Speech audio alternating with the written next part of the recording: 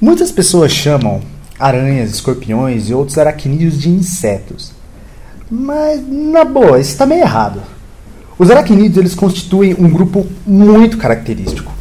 Eles compartilham um monte de semelhanças que nos permitem diagnosticá-los e não confundi-los com nenhum, e eu digo nenhum, outro grupo parecido, tipo os insetos. Os aracnídeos têm seu corpo basicamente constituído em duas partes: cefalotórax, que significa tórax, mais cabeça, avá, e abdômen. Já os insetos têm seu corpo dividido muito caracteristicamente em três partes: cabeça, tórax e abdômen. Os insetos têm uma estrutura cefálica para sentir quimicamente o ambiente, que são as antenas. Os aracnídeos não têm antenas, que triste, mas eles têm outras estruturas com outras funções, como por exemplo as quelíceras. As quelíceras são apêndices na cabeça que servem para inocular substâncias em suas presas, como por exemplo veneno ou sucos digestivos, ou podem servir para a reprodução. Os aracnídeos também possuem pedipalpos, que são outros apêndices cefálicos, logo depois das quelíceras, que eles podem utilizar para manipular o alimento ou para manipular as fêmeas em reproduções em alguns grupos. Os insetos têm mandíbulas e maxilas. Outra característica bem interessante dos aracnídeos são que eles possuem 8 pernas, ou seja, 4 pares. Já os insetos possuem 6 pernas. Os aracnídeos são muito numerosos no planeta, e não apenas em quantidade, mas também em número de espécies e em hábitats e comportamento, tudo é diverso. Então é muito relevante para nós entender toda essa diversidade. Para a gente poder entender um pouquinho melhor sobre tudo isso, vamos começar entendendo as relações de parentesco, ou seja, as proximidades e semelhanças de cada um dos grupos de aracnídeos. Se a gente olhar este pequeno esquema, que se chama cladograma, ou seja, uma árvore da vida, nós podemos ver que ele ilustra a ordem de surgimento dos organismos, as características que eles compartilham entre si e também a escala de tempo. É lógico que a gente está falando em milhões de anos, né? E quais são as mais recentes e os mais antigos. Tudo isso em apenas um esquema.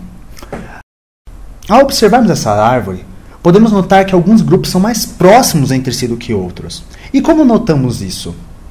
Se olharmos alguma linhagem que saem de um mesmo ponto na árvore, ou seja, de um mesmo nó, significa que eles tiveram um mesmo ancestral em comum, e por isso eles são mais próximos entre si do que outras linhagens. Se olharmos aqui essa árvore, nós iremos notar que os amblipígios saem de um mesmo ponto no tempo que os arani.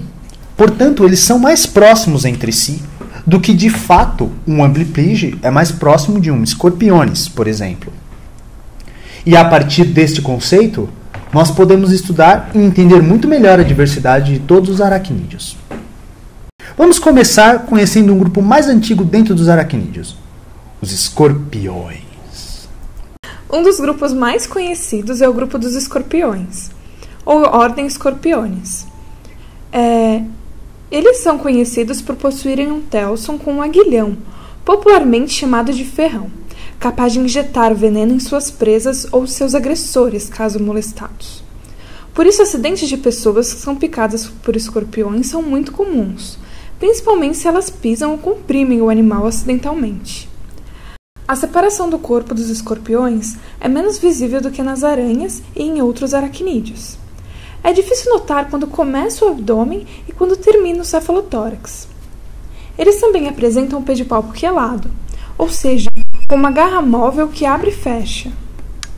Esse grupo tem aproximadamente 2.000 espécies, das quais há cerca de 160 no Brasil. Se iluminados com luz negra, podem ser facilmente encontrados no escuro, pois em seu esqueleto há uma proteína que brilha com a luz UV, a luciferase.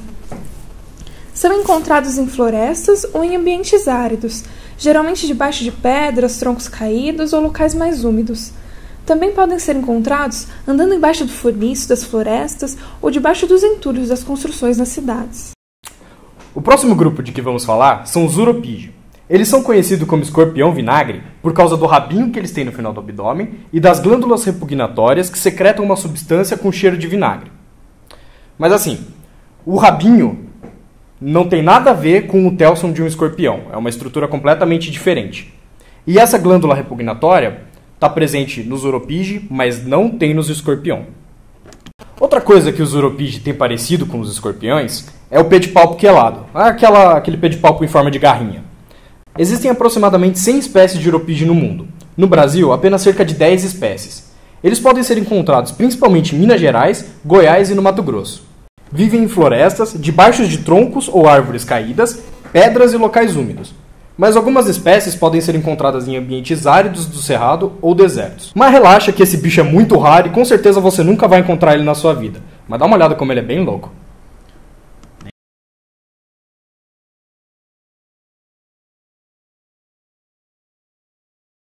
Continuando nosso pequeno passeio pela árvore, nos depararemos com o próximo grupo, os Amblypygios. É um grupinho que só tem amor. E todo mundo chama eles de aranha na porcaria do filme do Harry. Mas tá tudo errado. Tem nada a ver com aranha essa parada aí, meu. Ó, pra começar, os pedipalpos desse bicho são raptoriais. O que significa que eles são longos, com espinhos fortes, musculosos, do tipo que você leva pra sua casa e dá um trato legal. Tudo isso para poder segurar as pequenas presas deles com mais facilidade, enquanto comem elas, vivas. Assim como os escorpiões vinagres, também possuem o primeiro par de pernas anteniformes, ou seja, longos, finos e modificados para sentir o mundo ao seu redor. Seu corpo é achatado, mas já é bem definida a segmentação em cefalotórax e abdômen. Eles também não fabricam seda. Possuem cerca de 130 espécies, das quais aproximadamente 15 ocorrem no Brasil. Podem ser encontrados em cavernas, florestas tropicais ou desertos, onde sentam, esperam, lêem um livro, até as presas passarem, para eles poderem comê-las, vivas. E podem atingir cerca de 4,5 centímetros de comprimento, mais ou menos. Legal, tudo bem. Mas agora, tira esse bicho de perto de mim! Mas, deixando os Amblypygios de lado, vamos aos outros grupos da árvore. Chegando agora em um dos maiores grupos, as maiorais, as bambambãs, as incríveis aranhas! Arane, também conhecida como aranhas. Esses grupos são adorados por todos, tão querido, tão amado, com cerca de 45 mil espécies conhecidas. Algumas das quais estão no seu jardim, na sua casa, no seu banheiro ou talvez... Elas são famosas pelas quelíceras com glândula de veneno. Mas nem sempre o veneno é tão veneno assim. Eles são para imobilizar as presas, mas para nós, humanos, a maior parte deles não provoca nada.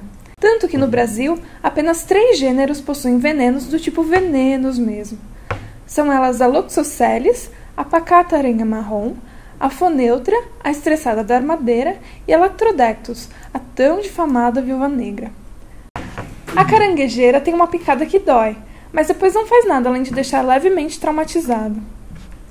Outra coisa bem conhecida delas são as teias, que podem ser de diferentes tipos, como orbiculares, planas, com refúgio, etc. Elas são produzidas pelas glândulas de seda, que ficam nas fiandeiras no final do abdômen. Elas possuem 2 estratégias distintas de predação. Algumas preferem ficar assim, de boa, paradinhas, até a presa chegar, ou seja, sempre esperam. Outras são mais ativas, gostam de aventuras e saem atrás de suas próprias presas, escolhendo o item do cardápio que querem comer. Elas são divididas em 2 grandes grupos. São eles migalomorfa e arenomorfa. As migalomorfas são bichos grandes, no geral. Constroem teias em forma de lençol, em tocas, podem fazer tubos de teias em tocas ou são aventureiras e percorrem o mundo atrás de presas insanas para seu café da manhã. Elas têm quelíceras paraxiais, o que significa que elas picam suas presas de cima para baixo, por assim dizer. Já as arenomorfa são um grupo que tem quase toda a diversidade de aranhas. Constroem teias orbiculares, aquelas bem feitas que ficam nas paredes, em árvores e tudo mais, que deixam qualquer engenheiro civil lambendo sabão. Elas também têm quelíceras diaxiais, ou seja, elas picam suas presas de fora para dentro. Por serem um grupo muito grande e muito diverso, há muita variação na forma e no comportamento. Isso aí. O próximo grupo que a gente vai falar agora são os palpígrade. Eles são pequenos, mano. Eles são muito pequenos. Eles são muito, muito pequenos. Você não vai ver. E eles são cegos. Na verdade, eles são tão raros que nem vale muito a pena a gente perder tempo com esse bicho. E eles só ocorrem em caverna. Você vai pra caverna? Você não vai pra caverna, cara. Eles também têm o flagelo. Tipo o dos Uropige lá. E tem uma pequena divisãozinha na carapaça. Mas você não vai ver. Porque você nunca vai encontrar esse bicho. E ele é pequeno. E você precisa de um microscópio pra ver esse bicho. E você não vai ter um microscópio. E você não vai encontrar o bicho. Então esquece. Olha lá, ele é pequeno até no número de espécies. Só tem 78 no mundo inteiro. Bom, já era. Vamos falar do próximo. Bom, falemos agora dos pseudo-escorpião. São bichinhos pequenininhos. Não tão pequenos quanto os palpígrade. Que se assemelham a escorpiões. Também por causa daquele pedipalpo quelado lá. Mas ele não tem nenhum tipo de apêndice pós-abdominal. Na garra do pedipalpo desses bichos tem glândula de veneno, que eles usam para predar suas presas. Que é para isso que o veneno é feito. Mas a quelícera não tem nenhum tipo de veneno, mas ela produz seda. Ou seja, o que a aranha produz na bunda, ele produz na quelícera. Esses bichos eles são muito difíceis de encontrar, porque eles são tímidos. Eles se escondem no folhiço das florestas, naquele monte de folha caída. Ou até mesmo dentro de casca de árvore. São um grupo relativamente grande, possuem cerca de 3.300 espécies. Aqui no Brasil tem aproximadamente 250 espécies só. Solífuge. Elas parecem aranhas. Elas se movem como aranhas. Elas até habitam ambientes de aranhas. Mas não são aranhas. Esses bichos não são aranhas. Eles têm quelíceras enormes, mano. Olha isso aí, velho. O negócio não parece uma aranha nem aqui na China, velho. Elas são prognatas, bem pra frente assim, ó. E elas são queladas. Ela tem aquela garrinha, lembra? Elas prendem as presas com essas quelíceras. Mas os machos também podem usar pra agarrar as fêmeas, assim, né? Não é muito legal, mas eles fazem, né? Fazer o quê? Elas podem atingir mais ou menos uns 7 centímetros. Possuem mais ou menos umas 1.000 espécies, 1.070 espécies por aí. Aqui liga para 70 espécies. E ocorrem só em ambientes desérticos ou áridos. Mas às vezes tem uns perdidos na mata, assim, né? Umas espécies. Agora vamos para um grupinho mais maneiro, né? Os opiliões. Opiliões, ou o nome da ordem, opiliones. Esse grupo é assim, ó. Eles são bobos. Mas bobos. Fazem nada. Olha isso, meu. A menina tá pegando os bichos não tá fazendo nada, velho. No máximo, eles tentam mostrar que são maiores do que você. Ficam mexendo assim pra cima e pra baixo loucamente. Que um comportamento que a gente chama de bobbing. Pra tentar te assustar. É patético, mano. Ou soltam um cheiro forte pra você sair correndo. Porque eles têm glândulas repugnatórias. Ok, isso não é tão patético, mas ainda assim é bobo. Ou eles podem tentar te dar um beliscão com as pernas de trás dele. Ok, esse beliscão dói. Mas falando sério agora, eles são bichos muito bonitinhos. Eles têm uma forma de triângulo ou de bolinha, o que significa que o cefalotórax deles é fundido ao abdômen. Eles têm o segundo par de pernas deles anteniformes, o que significa que são longos, fininhos, e eles ficam tateando os lugares para onde eles vão assim, para poder sentir o ambiente. E eles também têm um órgão copulatório muito famoso. O pênis, broto. Isso mesmo, o pênis. São os únicos aracnídeos que têm essa estrutura, os únicos. Na verdade, esse foi o primeiro pênis da história da vida. Da vida. Agora é a vez de uns bichos bem pequenos, mas com uma diversidade enorme. Os ácari, ou ácaros. O grupo possui mais de 50.000 espécies conhecidas, embora as relações entre eles ainda sejam pouco claras e muito discutidas. Uma das características mais marcantes é a divisão do corpo em quinatossoma, que é a porção anterior do corpo, ou seja, tipo a frente assim, sabe, a cabeça e tudo mais, e idiossoma, que é a porção posterior do corpo, ou seja, todo o resto. No gnatossoma tem todos os segmentos cefálicos e também os apêndices cefálicos, ou seja, os pedipalpos e as quelíceras.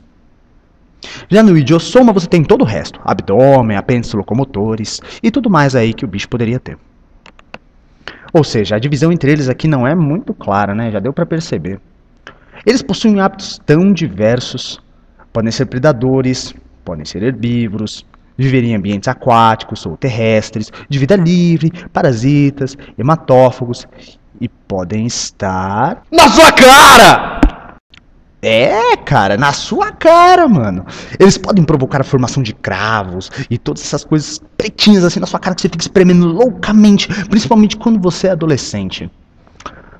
Bom, enfim, os carrapatos que você pega durante o passeio no parque e que grudam Na sua cara! e no seu corpo fazem parte desse grupo. Aliás, eles são responsáveis pela transmissão de algumas doenças, como a febre maculosa, transmitida pelo carrapato estrela. Bom, é um grupo de bichos bem pequenos, mas como eu já falei, é muito grande. Eles têm praticamente 40 mil espécies descritas. E tipo, 1 milhão pra ser descoberta, cara, 1 milhão, que porcaria é essa, tá ligado? E eles vivem em milhares de ambientes diferentes, como por exemplo o chão de mata, vegetação alta, embaixo de folício, casca de árvore e... Na sua cara! Nosso último grupo é um grupo tão grande, mas tão grande, que tem cerca de numerosíssimas 75 espécies conhecidas. E essas poucas espécies que existem são pequenas e bem difíceis de encontrar. Eles são chamados de Riccinulae. Uma de suas principais características é o cúculo, uma estrutura em forma de capuz que protege a boca e as quelíceras. O pedipalpo deles é quelado. O segundo par de pernas é sensorial, e o terceiro par de pernas dos machos tem função copulatória. Vê o bicho aí com bastante atenção, porque provavelmente vai ser a única vez que você vai ver ele na sua vida. É isso aí, pessoal. Nós vimos aqui a diversidade de aracnídeos e um pouco das relações evolutivas entre os diferentes grupos. Vale lembrar que, para ficar mais didático, utilizamos um cladograma, a árvore da vida, que se baseia em análise de caracteres morfológicos das espécies. Mas existem muitos estudos descobrindo novas espécies e buscando compreender melhor as relações entre elas, incluindo estudos que se baseiam em outros tipos de análises, como DNA, RNA, etc. Sendo assim, este cladograma que nós apresentamos não é algo definitivo, estático e imutável. E se você se interessa pelo assunto, você vai poder encontrar vários artigos a respeito que apresentam outras hipóteses de relações entre os grupos, diferentes das que apresentamos aqui. Yeah.